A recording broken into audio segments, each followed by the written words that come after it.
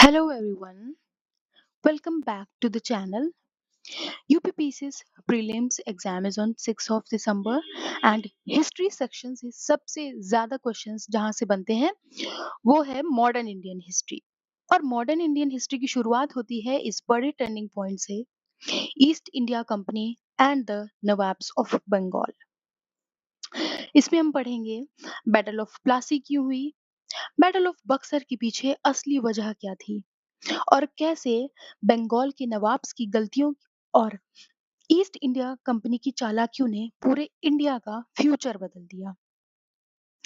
आज के इस सेशन में हम सभी इन टॉपिक्स को क्रोनोलॉजिकल ऑर्डर और उन फैक्ट्स को क्रिस्प तरीके से रिवाइज करेंगे जो डायरेक्टली आपके एग्जाम में पूछे जाते हैं। Let's get started. Firstly we'll talk about rise and policies of the Bengal Nawabs. Here we are seeing Murshid Quli Khan.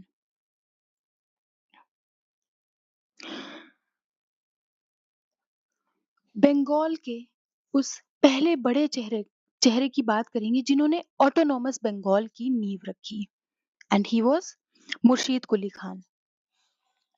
UPPCS prelims के पर्सपेक्टिव से इस सिंगल स्लाइड से 3 बेहद इंपॉर्टेंट क्वेश्चंस बनते हैं, ध्यान से सुनिए। Point number 1, he was the last governor of Bengal independently appointed by a Mughal king Farooq शेर। इन्हें 1717 में फारूक शेर ने अपॉइंट किया था। इसके बाद के नवाब्स हेरिडिटरी यानी वंशानुगत बनने लगे। Point number 2, direct MCQ fact, इन्होंने बंगाल की कैपिटल को ढाका से मकसूदाबाद शिफ्ट किया और उस जगह का नाम बदलकर अपने नाम पर रख दिया मुर्शिदाबाद। मैप में आप देख सकते हैं ये शिफ्ट स्ट्रैटेजिक और रेवेन्यू रीजंस की वजह से था।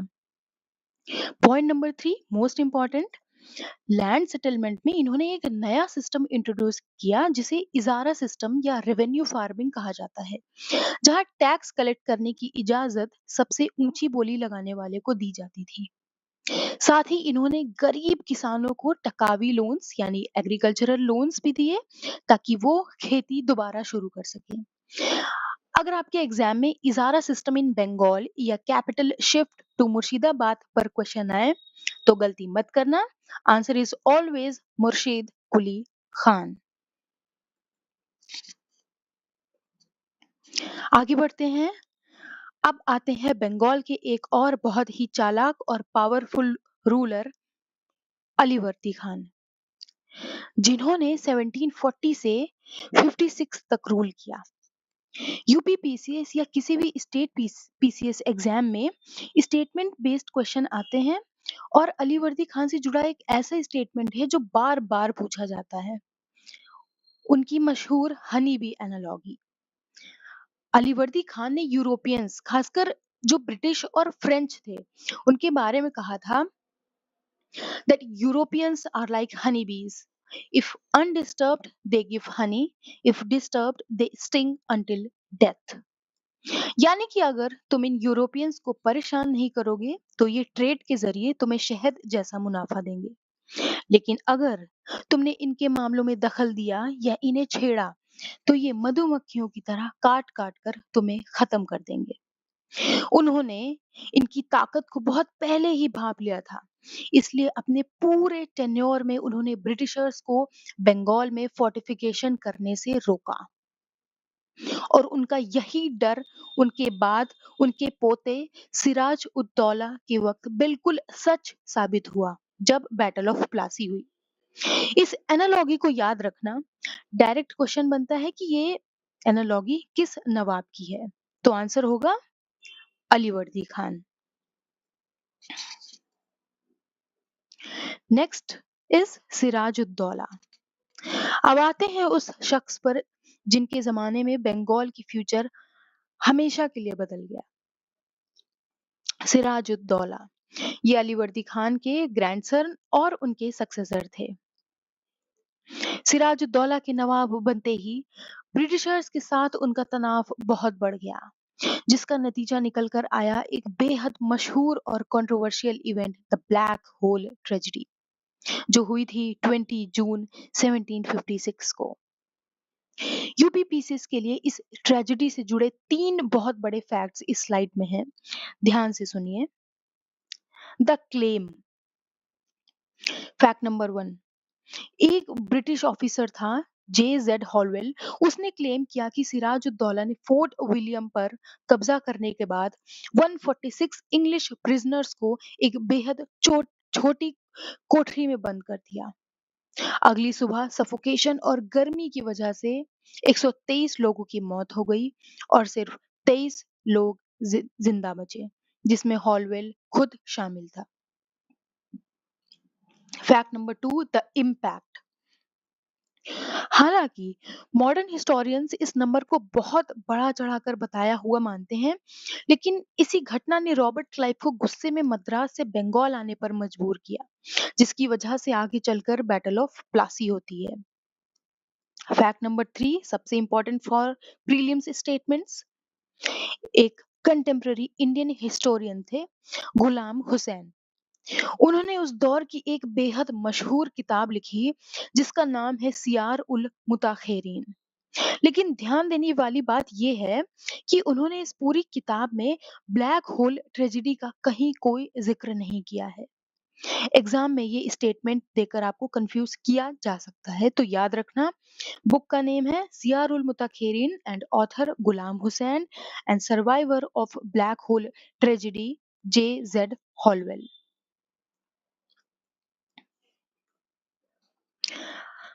अब आते हैं मॉडर्न इंडियन हिस्ट्री के सबसे बड़े टर्निंग पॉइंट पर, द बैटल ऑफ प्लासी, जो लड़ी गई थी 23 जून 1757 को। ये डेट डायरेक्ट मैचेस में आती है, इसे हमेशा याद रखिएगा।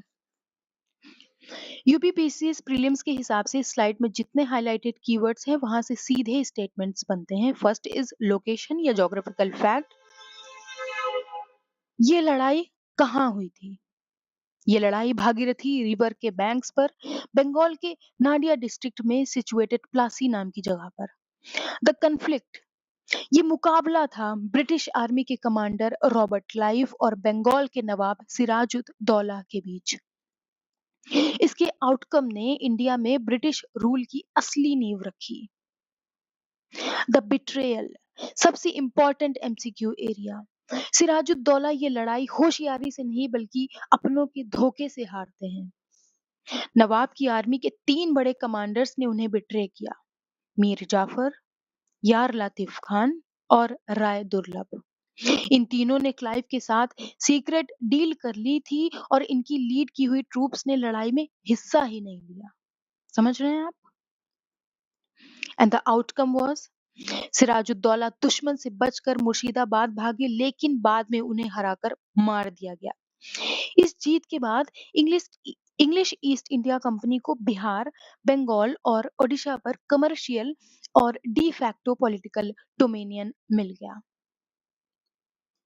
प्रीलिम्स में बार बार पूछा जाता है कि किसने सिराजुद्दौला को धोखा दिया था, तो ये 3 नाम याद रखना, मीर जाफर, यार लातिफ खान एंड राय दुर्लभ।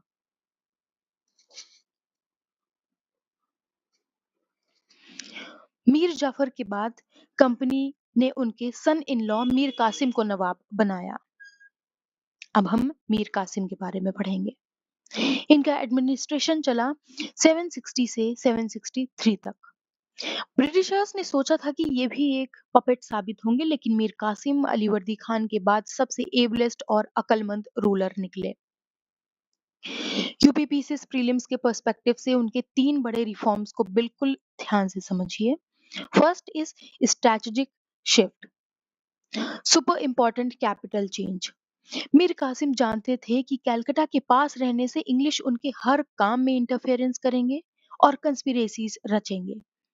इसीलिए उन्होंने अपनी कैपिटल को मुर्शिदाबाद से मुंगेर, बिहार शिफ्ट कर दिया ताकि वो ब्रिटिशर्स से एक सुरक्षित दूरी बना सके।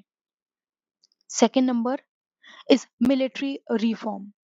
ये direct match the following fact में आ सकता है। अपनी आर्मी को स्ट्रॉन्ग करने के लिए उन्होंने यूज किया यूरोपियन मेथड्स का यूज करके उन्होंने अपनी आर्मी को ट्रेन किया। और सबसे बड़ा फैक्ट, उन्होंने मुंगेर में मैच लॉक गन्स, बंदूकों और कैनन्स की मैन्युफैक्चरिंग के लिए एक आर्म्स फैक्ट्री सेटअप की। ये क्वेश्चन कई बार पूछा गया है कि किस नवाब ने मुंगेर में गन फैक्ट्री लगाई थी, तो आंसर होगा Mir Qasim. Economic reform, treasury को दोबारा भरने के लिए उन्होंने करप्ट ऑफिसर्स पर हेवी चार्जेस लगाए जो घपलेबाजी में शामिल थे, और कुछ नए टैक्सेस भी इंट्रोड्यूस किए।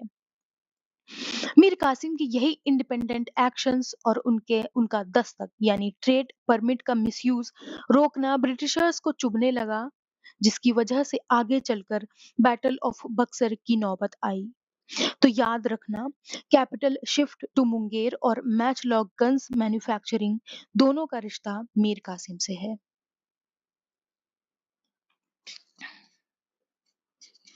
Battle of Buxar.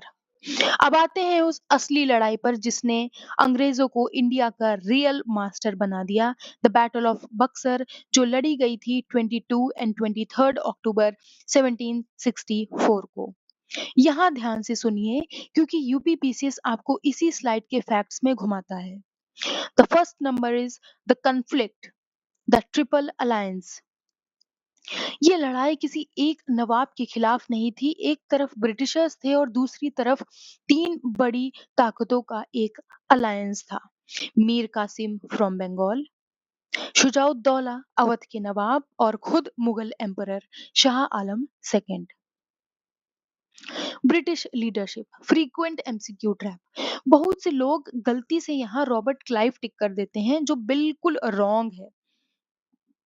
Battle of Buxar में ब्रिटिश आर्मी को लीड करने वाला कमांडर था हेक्टर मुनरो। इसे ध्यान से याद कर लीजिए। की officials, the ultimate confusion area.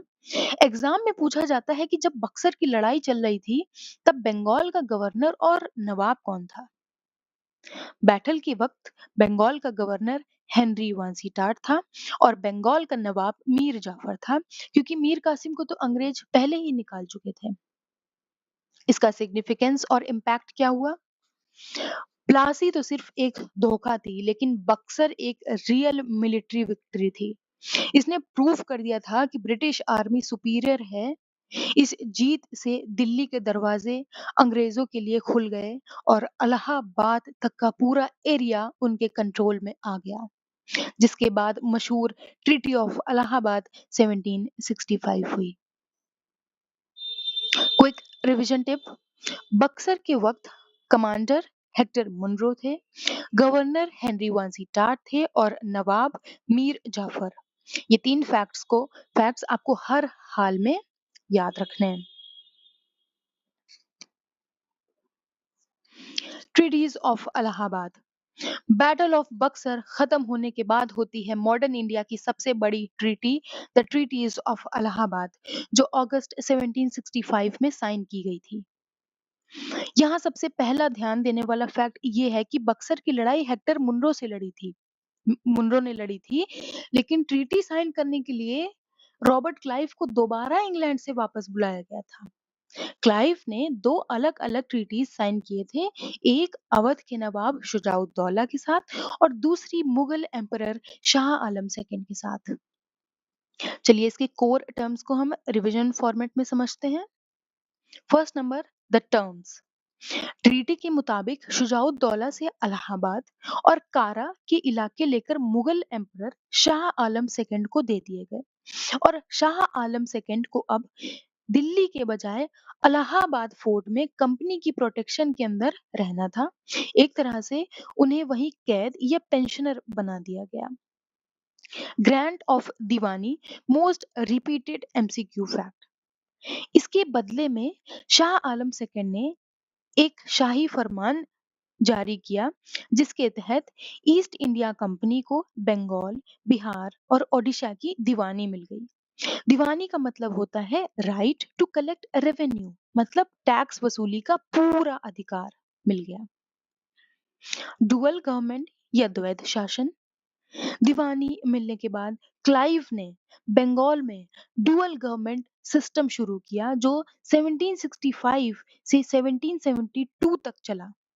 इसका मतलब था कंपनी के पास सारी पावर और रेवेन्यू कलेक्शन था, पर एडमिनिस्ट्रेशन चलाने की कोई रिस्पॉन्सिबिलिटी नहीं थी। रेवेन्यू कलेक्ट करने के लिए कंपनी ने 2 इंडियन ऑफिशियल्स को अपॉइंट किया, बंगाल के लिए मोहम्मद रजा खान और बिहार के लिए Raja Shitab Roy. I hope guys आपको ये समझ में आया होगा। चलिए बढ़ते हैं। Later developments and resistance. Bengal के जीतने और ट्रीटीज ऑफ इलाहाबाद के बाद क्या बड़े डेवलपमेंट्स और रेजिस्टेंसेस हुए, चलिए उन्हें इस आखिरी स्लाइड से समझते हैं। यहाँ से सीधे स्टैटिस्टिकल और बुक स्टेटमेंट क्वेश्चंस बनते हैं। Point number 1, the famous quote. Dual government के दौरान बंगाल में इतनी लूट मची कि मशहूर डिप्लोमेट और हिस्टोरियन के.एम. पानिकर ने एक स्टेटमेंट दिया। उन्होंने कहा कि 1765 से 1772 तक का जो दौर था, कंपनी ने बंगाल को एक स्टेट ऑफ डेकोइट्स यानी डाकुओं का राज्य बना दिया था। ये कोट डायरेक्ट एग्जाम में देकर पूछा जाता है कि ये किसने कहा था, तो हमेशा याद रखना K M. Panikkar.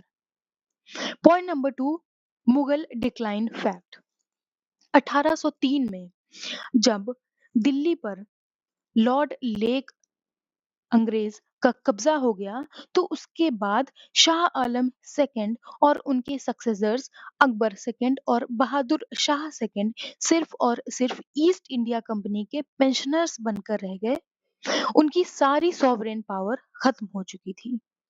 Point number 3, tribal resistance super high yield question. अंग्रेजों का विरोध सिर्फ राजाओं ने नहीं किया, बल्कि ट्राइबल कम्युनिटीज ने भी किया। बंगाल की दीवानी मिलने के बाद 1765 में ब्रिटिशर्स आसाम, मेघालय के पास सिलहट पहुंचे।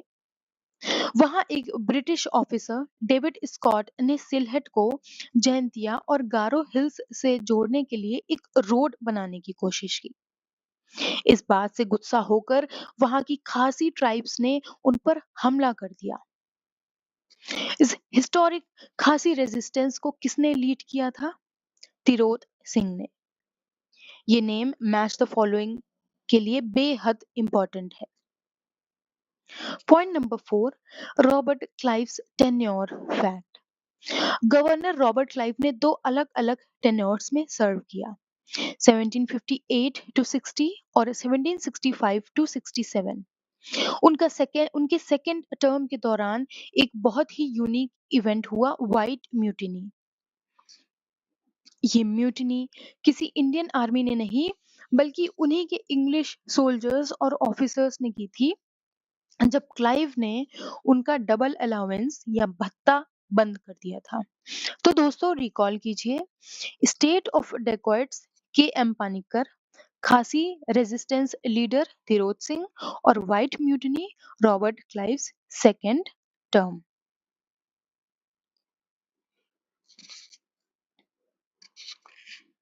तो दोस्तों आज के इस सेशन में हमने मॉडर्न इंडियन हिस्ट्री का एक बेहद इंपॉर्टेंट चैप्टर कंप्लीट रिवाइज कर लिया है।